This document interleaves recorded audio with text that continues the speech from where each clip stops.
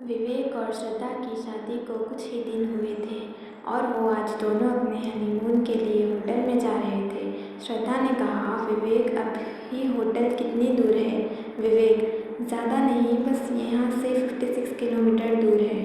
श्रद्धा, इतनी दूर? बस हम दोनों सही टाइम पर पहुँच जाए। मौसम बहुत ही ख़राब है, कहीं बारिश शुरू ना हो जाए। श्रद्धा के कहते ही जोर की बिजली कड़की और बारिश शुरू हो गई। विवेक, कुछ और ही बोल देती, वो भी सच हो जाता। देखा ना, तुमने अभी कहा ही था कि बारिश शुरू हो गई। श्रद्धा, ऐसा कुछ भी नहीं है, मौसम तो पहले से ही ख़राब था। कोई भी अंदाज़ा लगा सकता था कि बारिश होने वाली है। दोनों हंसी मजाक करते हुए आराम से होटल की तरफ बढ़ रहे थे जहां विवेक ने उनके लिए रूम बुक किया था। लेकिन बारिश बहुत तेज़ होने लगी थी और अचानक पेट्रोल भी एंडिंग पर नज़र आने लगा। विवेक, हे भगवान, ये फ्यूल इतने जल्दी ख़त्म कैसे हो रहा है? श्रद्धा, तुमने निकलते वक्त फ्यूल चेक नहीं किया था? विवेक, हाँ मैंने किया था यार, लेकिन अब ये ख़त्म होने वाला है। विवेक ये देखकर हैरान था कि जब टैंक फुल करवाया था तो टैंक अचानक कैसे खाली हो रहा है। बस 5 मिनट और चलने के बाद उसकी कार रुक गई थी। श्रद्धा, क्या हुआ? विवेक, फ्यूल ख़त्म हो गया, अब हम होटल कैसे पहुँचेंगे? श्रद्धा, अरे देखो, सामने भी एक होटल नज़र आ रहा है। श्रद्धा ने उस गेट की तरफ इशारा किया जो कि कुछ ही कदम की दूरी पर नजर आ रहा था। उसका नाम पढ़ते ही विवेक के चेहरे पर डर सा दिखने लगा। श्रद्धा, हाँ देखो ना, कितना अच्छा होटल है, आज रात यहीं रुक जाते हैं, सुबह यहाँ से चेकआउट कर लेंगे। विवेक पता नहीं होटल में जाने से क्यों कतरा रहा था, लेकिन श्रद्धा के आगे उसकी कहाँ चलने वाली थी, और वैसे भी उसके पास वहाँ रुकने के अलावा और कोई दूसरा रास्ता भी नहीं था। दोनों कार से उतरे और पानी से बचते हुए उस होटल के अंदर गए। रिसेप्शन से उन्हें रूम नंबर 108 की चाबी मिली। विवेक, कोई और रूम नहीं है, ये 108 ही क्यों दे रहे हैं? श्रद्धा, अरे क्या हो गया तुमको? रूम नंबर 108 है तो इसमें इतनी घबराने वाली क्या बात है? विवेक डर रहा था। तभी श्रद्धा रिसेप्शन से चाबी ले ली और वो दोनों रूम नंबर 108 में पहुँचे। श्रद्धा, वाह, रूम तो काफ़ी अच्छा है, बस अब कुछ खाने के लिए ऑर्डर कर देती हूँ, बहुत ज़ोरों की भूख लगी है। ये कहते हुए श्रद्धा ने रिसीवर उठाया और रूम सर्विस को ऑर्डर दिया। उन्होंने श्रद्धा को मेन्यू बताया और श्रद्धा ने ऑर्डर दे दिया। फिर दोनों बैठकर बातें करने लगे। कुछ देर बाद डोरबेल बजी और श्रद्धा ने उठकर दरवाज़ा खोला। रूम सर्विस बॉय ने जैसे ही विवेक को देखा, उसके चेहरे का रंग उड़ गया। सर्विस बॉय, सर आप? अच्छा हुआ आप यहाँ आ गए। आपको पता भी नहीं है कि उस रात के बाद मेरे साथ साथ क्या क्या हो रहा है। ये सुनकर विवेक चौंक गया और श्रद्धा भी हैरान हो गई। श्रद्धा, ये तुम क्या कह रहे हो? ये कहकर उसने विवेक से पूछा, ये क्या बोल रहा है? क्या तुम पहले भी यहाँ आ चुके हो? तो विवेक कहता है, नहीं, मैं तो यहाँ पहली बार आया हूँ।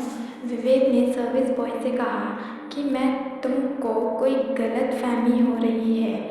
सर्विस बॉय, नहीं सर, मुझे कोई गलत फहमी नहीं हो रही है, मैं आपको पहचान गया हूँ। विवेक ने उसकी बात को वहीं काट दी। उसे डांटते हुए कहा, तुम खाना लेकर यहाँ से जाओ, नहीं तो मैं अभी मैनेजर से कहकर तुम्हारी याददाश्त ठीक करवा दूँगा। ये सुनकर वो डर गया और खाने की ट्रॉली उनके पास ही छोड़कर चला गया। श्रद्धा को ये बात बहुत ही अजीब लग रही थी, लेकिन फिर भी उसने विवेक से कोई सवाल नहीं किया और दोनों ने साथ बैठकर खाना खाया।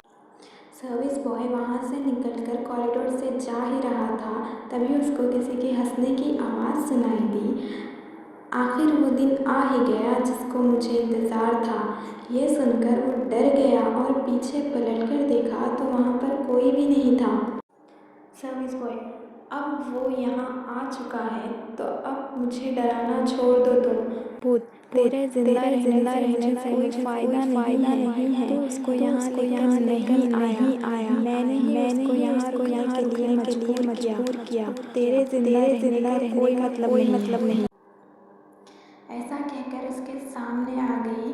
ये लड़की बहुत ही डरावनी लग रही थी। उसकी आंखें पीली और चेहरा नीला पड़ा हुआ था। वो चिल्लाया, लेकिन अगले ही पल में उस लड़की ने उसका गला पकड़ लिया और उसे ज़मीन से ऊपर उठा दिया और उसके पैर हवा में छटपटा रहे थे और सांस खींचने लगी थी। तभी एक झटके के साथ वो लड़की ने उसकी गर्दन घुमाई और धड़ से सर अलग कर दिया। ये कहकर श्रद्धा उठी और वॉशरूम चली गई। विवेक मोबाइल निकालकर उस होटल में कॉल करने लगा जहां उसने रूम बुक किया था।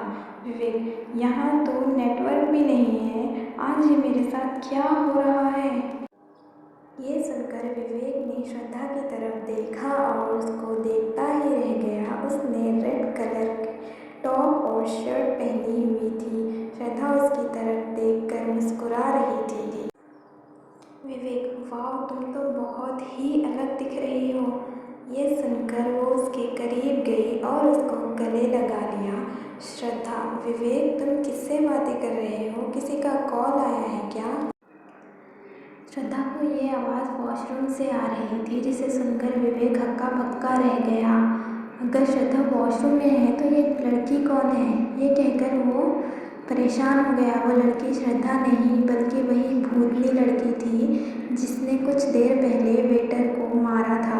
उसका भयानक रूप देखकर विवेक डर गया और चिल्लाने लगा। उसकी चीख सुनकर श्रद्धा वॉशरूम से बाहर निकली और श्रद्धा भी उस भूतनी लड़की को देखकर डर गई। भूतनी, सर, मैंने आपका बहुत ही बेसब्री से इंतज़ार किया है। आज वो दिन आ ही गया। इतना कहकर उस भूतनी ने विवेक का हाथ पकड़ा और उसको झटका देकर उसका हाथ तोड़ दिया और उसकी गर्दन पकड़ी और फिर उसको हवा में ऊपर उठा दिया। उसने ट्रॉली पर रखा हुआ कांटा उठाया और फिर विवेक की गर्दन पर खचाखच करके मारने लगी। अब विवेक चिल्लाता है, बचाओ बचाओ। उसके गले से खून निकलने लगा। भूतनी, मैं कौन हूँ और तुम्हें मारना क्यों चाहती हूँ? अपनी बीवी को बता दो, वरना अभी के अभी तुझे ख़त्म कर दूँगी मैं। विवेक, बताता हूँ, मुझे छोड़ दो नेहा। श्रद्धा, ये क्या कह रही है? विवेक, कौन है ये? विवेक कहता है, श्रद्धा, ये मेरी सेक्रेटरी थी नेहा। पिछले साल मैं इसके साथ बिजनेस मीटिंग के लिए दिल्ली जा रहा था। हम एक रात यहाँ रुके थे, लेकिन मुझसे एक गलती हो गई। श्रद्धा, कैसी गलती विवेक?